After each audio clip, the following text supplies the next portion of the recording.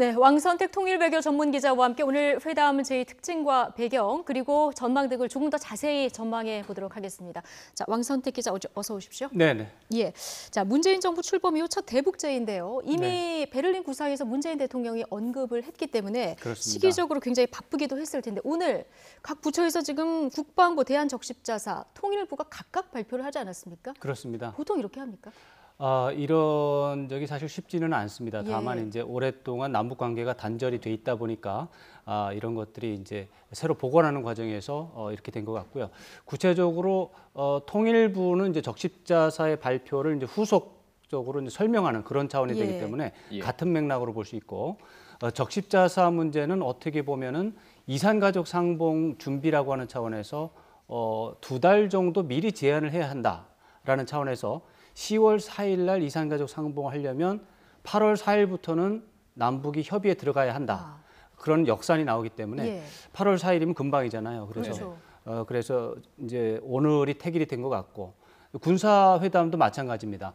7월 27일 날 군사 분계선에서 적대 행위를 중단하자라는 게 이제 문재인 대통령의 제안인데 그것을 실천하기 위한 협의. 지금 이제 뭐 며칠 안 남았지 않습니까? 열흘도 안 남았기 때문에 그렇죠. 그래서 두 가지 다 약간 다른 성격의 회담이지만 날짜로 봤을 때는 오늘 내일 또 해야 하는 그런 상황이고 그렇다면 오늘 뭐 같이 하는 게 어떠냐 이런 판단을 하지 않았나 예상을 할 수 있는데 이런 것은 예전에 보기 어려운 그런 것이죠. 네. 예.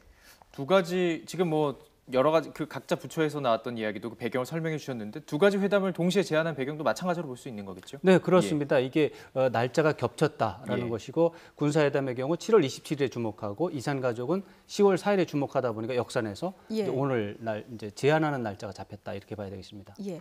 지금 먼저 남북 군사회담의 경우에 지금 의제가 딱 뭐다 이렇게 명확하지는 않은 것 같은데요. 저 서주석 차관의 발표를 보면 군사 분계선에서 군사적 긴장을 고조하는 일체 적대 행위를 중지하는 문제에 대해서 협의를 하자 이렇게 했는데 이제 그 뒤에 우리 국방부 출입 기자 중에 한 분이 이제 질문을 했어요. 적대 행위라는 것이 도대체 그 범위가 뭐냐라고 질문하니까 특정하게 규정하지는 않겠다라고 해서 모호한 범위를 뒀습니다. 근데 이런 것들이 기본적으로 군사회담을 할 때 남한의 관심사와 북한의 관심사가 기본적으로 다릅니다. 그래서 우리의 경우는 뭐 대북 확성기 방송을 중단한다든가 뭐 대북 전단 살포 같은 것을 중단하는 문제 뭐 이런 거에 대한 얘기를 할 수 있다라고 흔히들 상정을 하는데 북한에서는 당연히 한미 연합 군사훈련 중지 이런 것들을 제안할 가능성이 높기 때문에 그런 것들을 염두에 두고 유연성을 좀 확보하기 위해서 이것만을 의제로 한다 이런 식의 접근을 좀 피한 게 아닌가 해석을 해볼 수 있습니다. 예. 적십자 회담 제의도 좀 이야기를 해보죠. 그 지난 추석의 예로 볼 때 한 8월 15일 전까지 얘기가 좀 마무리돼야 했었잖아요. 그렇다면 지금 굉장히 시급한 사안인 거죠?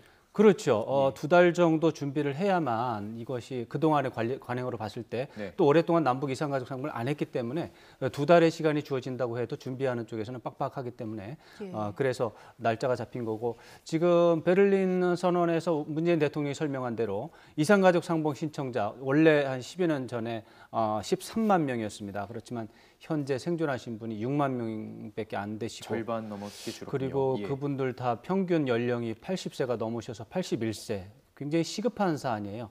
그래서 그런 것들이 고려가 돼서 오늘 아마 좀 모양이 좀 이상하긴 하지만 같이 이렇게 발표를 하게 된 걸로 해석을 할 수가 있습니다. 예. 가장 궁금한 것은 북한이 이제 어떻게 반응할까 이 부분 아니겠습니까? 첫 반응이 일단 어떻게 나올지 굉장히 궁금합니다. 예측이 좀 어렵긴 한데 이제 지난 15일 토요일 날 노동신문을 통해서 북한이 문재인 대통령의 베를린 연설에 대해서 이제 설명을 한 게 있습니다. 그게 말하자면 첫 반응이고 북한의 앞으로의 반응을 예측할 수 있는 준거 자료가 되겠습니다. 거기에 보면 기본적으로 좀 긴 문장으로 설명을 했는데 쉽게 말해서 95%는 엄청나게 욕을 했습니다. 이건 이래서 안 됐고 이건 뭘 몰라서 이런 거고 이거는 말도 안 되는 소리고 해서 95% 정도는 전체 문장이 다 욕을 하는 이제 그런 상황이고요. 나머지 한 3% 정도 그 정도에 대해서 약간 애매모호한 문장들이 있습니다. 예를 들어서 이제 초기에 보면 그래도 전임자들과 달리 6.15 선언과 14선언에 대해서 뭐 실천을 한다고 하니 예. 그런 것은 그나마 다행이다. 이런 식의 표현이 들어가 있고 남북 간의 근본 문제 해결은 정치 군사적인 대치 관계를 해소하는 데 있다라고 하면서 남북 관계 개선에 대한 방향을 또 토론을 했어요. 예. 이런 것들은 북한의 과거 이렇게 북한의 이제 어떤 그 주장하는 논설이라든가 이런 것들을 해석할 때 우리가 보면 긍정적인 표시로 볼 수 있습니다. 북한이 그런 식으로 표현을 하거든요.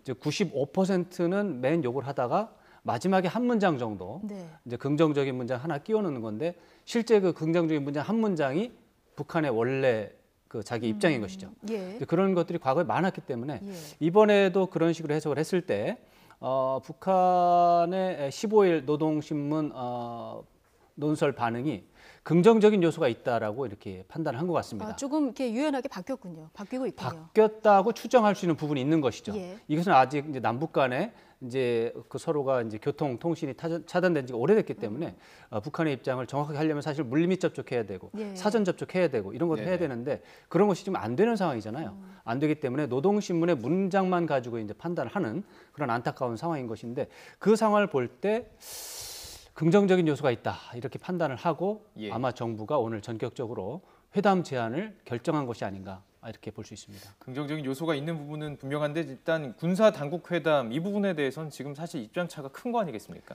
아까 말씀드린 대로 예. 남쪽은 확성기 방송 같은 거를 중단하면 되지 않을까. 그러면 군사 긴장을 해소하는데 도움이 되지 않을까라고 하는 것이 이제 남쪽의 어떤 일반적인 접근입니다. 네. 그러나 북한의 입장에서는 그 정도 가지고는 말도 안 되는 것이고 북한이 생각하고 있는 것은 또 최근에 몇 달 동안 예. 북한이 여러 가지 매체를 통해서 밝혀온 입장들이 있습니다. 그런 입장들을 보면 한미 연합 군사 훈련을 당장 중단해야 된다. 훈련을 중단하는. 훈련을 중단하지 않고 어떻게 남북 관계 개선을 말하느냐. 그건 믿을 수 없다. 이런 걸 전제 조건으로 내놓을 가능성도 좀 있다는 거죠. 전제 조건이 아니라 당연히 회담 당연히. 가서 이런 것을 중단하라고 예. 요구할 거라고 우리가 예측할 수 있는 충분한 근거가 있다는 것이죠. 예. 그다음에 문재인 정부 제재와 대화를 병행하면서 남북 관계를 개선하겠다라고 하는 것이지 않습니까? 북한에서는 제재와 대화를 병행한다는 것은 말도 안 된다. 예. 제재를 철폐하는 노력에 동참해야만 한다. 네. 이게 지금 북한의 입장이고 근본적으로는 미국이 대북 적대시 정책을 하니까 모든 문제가 발생을 한 것이니까 한국 정부는 미국의 대북 적대시 정책을 철폐하는 데 노력을 해야 된다. 이런 것들이 이제 북한이 주장하는 예. 근본 문제 해결에 대한 내용입니다. 예. 이런 것들을 주장을 할 것이 예상이 되기 때문에 네. 남북이 군사회담을 한다고 해도 좀 어려움이 있을 것이다라고 예상하는 것은 어쩔 수 없습니다. 한다고 해도 합의를 도출하기까지는 좀 난관이 많을 것이다 이렇게 전망을 하시는 네, 거예요. 합의를 도출하는 것을 기대하기가 참 어렵다. 어렵지만은 이제 예. 남쪽에서는 긍정적인 전망이 있기 때문에 이제 추진을 하는 것이죠. 왕선택 기자, 혹시 지금 이렇게 오늘 발표를 한 것을 봐서 그동안 어떤 물밑 작업이 있었을까? 이 부분, 이 가능성은 어떻게 보십니까? 당연히 그런 생각을 해볼 수가 있습니다. 예. 아무래도 남북 간의 민감한 문제고 또 제안을 했다가 북한이 완전히 무시하거나 그랬을 때 또 제안하기가 어렵지 않습니까? 예. 그래서 제안하는 게 쉬운 문제가 아닌데 그렇기 때문에 이제 가능하다면 사전 접촉을 하고 물밑 접촉을 해서 북한의 반응을 충분히 예상한 다음에 제안을 하는 게 원래 과거 했던 방식인데 예. 근데 지금 금방 말씀드렸다시피 7월 6일 날 문재인 대통령의 연설이 나왔어요. 그다음에 북한이 9일 동안 반응하지 않다가 15일 날 논설을 통해서 이제 개인 필명의 이제 논설을 통해서 예. 반응이 나왔고 네네. 그것을 보고서 지금 남한 정부가 판단을 한 거란 말이에요. 네. 예. 사전 접촉이 없었다는 얘기입니다. 쉽게 그렇군요. 말해서 사전 접촉을 하지 않았고 물밑 접촉이 없었기 때문에 공개된 매체 문건을 가지고 판단을 하는 것이죠. 이런 것들이 과거 한 10년 넘게 남북 간의 이제 교류가 끊어진 후유증이라고 봐야 되겠습니다. 예. 그렇다면은 오늘 보면은 현재 단절돼 있는 서해지구 군통신선을 복원을 해서 회신을 해달라 이런 그 우리 발표 내용 중에 그런 게 있었거든요. 그렇죠. 예. 이런 것들이 사실 남북관계 현 주소를 말해주는 하나의 그림입니다. 네. 예. 예전 같으면 이런 제안이 있으면 판문점에 전화가 양측에 연결이 돼 있거든요. 지금 네. 기술적으로 연결이 돼 있습니다. 남측에서는 우리 연락 사무소에 우리 직원이 매일 아침 9시에 출근해서 5시 퇴근합니다. 시간 되면 북한으로 전화도 겁니다. 근데 북한이 전화를 안 받아요. 예. 안 받은 지가 너무 오래된 거예요. 예. 이 부분을 좀 주목해서 볼 필요가 있겠군요. 이 그렇- 통신선을 통해서. 그렇죠. 그런데 이제 이런 상황 속에서 우리가 북한에 대해 뭔 제안을 하려면 이렇게 이제 매체, 언론, 미디어를 통해서밖에 제안할 수 없는 예, 예. 상황이고 예. 또 구체적으로 또 미디어를 통해서 제안할 수 없으면 판문점에서 확성기 가지고 합니다. 예. 네. 저쪽에 있는 예, 예. 눈으로 보이니까 예. 그쪽에 확성기에다 대고서 이런 제안을 할 테니까 뭐 북한 주민 좀 받아가라 이런 제안을 스피커를 가지고 합니다. 예. 엄청난 남북 분단의 이제 비극적인 그러니까 현실인 거죠. 예. 그래서 오늘 우리 이제 서주석 차관 발표하면서 군 통신선을 통해서 회신해주기 바란다라고 하는 것은 이 지금 말씀드린 대로 기술적으로 이미 전화가 설치돼 있는데 네네. 북한이 전화를 안 받는 이 상황을 북한이 일단 그거라도 좀 정상화시켜서 전화 통화라도 한 번씩 하자라고 예. 하는 의사를 제안한 것이고 만약에 회담이 성사되지 않더라도 통신선이 이제 다시 통하기만 하더라도 네네. 그것만 굉장한 해도 진일보 했다. 나름의 예. 진일보로 볼 수 있어서 그럼 이게 일시적인 통화가 아니라 한 번 이제 서해 군 통신선이 통화가 되면 계속 유지가 된다 이렇게 볼 수 있는 건가요? 아이고 북한 마음이죠. 예. 북한이 또 뭐 남북 예. 간에 문제가 생기면 예. 또 통신선을 끊겠다라고 또 위협하고 또 도발을 하겠죠. 이제 그런 상황은 앞으로 있겠지만 지금 끊어진 상태가 너무 오래됐고 이제 남북 간에 대화를 하려고 해도 미디어를 통해서만 제안을 하는 이런 불행한 상황이 네. 있기 때문에 이런 상황은 서로 좋지 않으니까 복구하자라고 제안을 한 것이고 네네. 이제 북한이 거기에 이제 화답을 할지 지켜봐야죠. 자, 그동안 사실 이 남북적 십자회담을 통한 이산가족 상봉 문제는 조금 약간 투채널 느낌으로 갔던 경우도 있지 않았습니까? 근데 이번에는 지금 북한의 경우 그 북한의 여종업원 12명 송환 문제까지 걸고 있기 때문에 이 부분이 쉽게 타협될 수 있을지 이것도 좀 궁금하거든요. 지금 걱정이 많습니다. 예. 지금 몇 달 동안 북한의 논조를 보면 아주 맹렬합니다. 북한의 여종업원 12명. 지난해 우리 이제 정부 당국의 발표로는 이제 탈북을 해서 이제 왔다. 네. 그러면서 이제 북한의 체제 불안정성을 보여주는 것이다. 예. 이렇게 설명도 있었는데 그런데 이제 북한의 주장은 그게 아니고 강제로 납치된 것이다. 이제 우리 정보기관이 개입이 돼서 강제로 납북한 것이기 때문에 이런 문제를 가지고 있으면서 이산가족 상봉 얘기하는 것 자체가 넌센스다. 이 문제를 먼저 해결하는 것이 진정성을 보여주는 것이다라고 주장을 하고 있어요. 예. 그렇지만 이 부분은 또 우리 정부의 입장과 좀 다른 부분도 있고 예. 그거 말고 또 김현희 씨라고 탈북자 여성분인데 이분은 아예 공개적으로 탈북을 했지만 마음이 변했다. 이제 북쪽으로 가겠다. 북쪽으로 돌려보내 달라라고 주장을 하고 계세요. 예. 이분은 근데 우리 남쪽의 법률에 의하면 보내줄 방법이 별로 없어요 지금. 그래서 할 수 없이 그냥 못 가고 있는 처지인데 네네. 이 두 건을 해결을 해야만 이산가족 상봉에 대한 남측의 진지성을 이해하겠다라고 하는 것이 북측의 입장이라서 만나면 반드시 싸우게 돼 있습니다 이것은. 예. 그렇지만 남북 간에 여러 가지 이야기가 많습니다. 복잡한 이야기가 많고 그런 복잡한 문제들을 모두가 해결하고서 문제를 해결한 게 아니라 그 당시의 정치적 의지에 따라서 남북 양측의 최고 지도자의 정치적 의지에 따라서 네. 그런 민감한 문제들을 한쪽에 돌려놓고 우회해서 문제를 해결해 나가는 경우가 많았기 때문에 예. 이번에도 이 두 가지 문제가 있기 때문에 결국 이산가족 상봉이 안 될 것이다라고 예측하는 것은 성급하다고 볼 수 있습니다. 일단 만남 자체가 중요하다. 그리고 네, 남북 그렇습니다. 양측의 지금 정치적 의지가 굉장히 중요하다. 물론입니다. 얘기를 해주셨는데 문재인 대통령의 의지, 우리의 의지는 확인이 된 거고요. 김정은의 의지가 어떤 것인가, 어떤 계산을 하고 있을 것인가, 이게 관건 아니겠습니까? 그 부분에 대해서는 지난 2, 3년 동안 보인 행보를 보면 굉장히 명확한 것 같습니다. 예. 핵무기가 문제입니다, 결국. 핵무기, 미사일이 김정은이 봤을 때 충분히 남한과 미국을 위협할 정도로 고도화가 이루어졌다고 생각을 하면 아마 훨씬 더 유연하게 남북 대화에 응할 가능성이 있습니다. 그렇지만 아직도 여전히 미국과 남한이 북한의 핵무기 능력과 미사일 능력을 의심하고 또 무시하는 상황이라면 그 부분에 대해서 좀 더 진전을 한 다음에 회담을 할 가능성이 더 큽니다. 그래야 그런 상태에서 회담을 해야만 북한의 협상 능력이 커진다라고 하는 북한의 계산법이 있기 때문입니다. 그래서 단순하게 핵무기를 변수로 본다면 지금으로서는 약간 좀 부족하지 않나 이렇게 봤을 때 북한이 적극적으로 나올 가능성보다는 소극적이고 좀 반발할 가능성이 좀 더 크다 이렇게 봐야 되겠습니다. 예. 자, 지금 계속 우리 측 입장에서는 대화 제의를 계속 하고 있습니다. 그런데 네. 지금 이 상황이 북한에서는 계속 미사일 도발, 마치 뭐 북한의 정해진 스케줄대로 그냥 간다라는 식으로 계속 진행되는 상황 아니겠습니까? 그렇습니다. 이런 대화 제의에 대해서 분명히 비판하는 목소리도 있거든요. 어떻게 보십니까?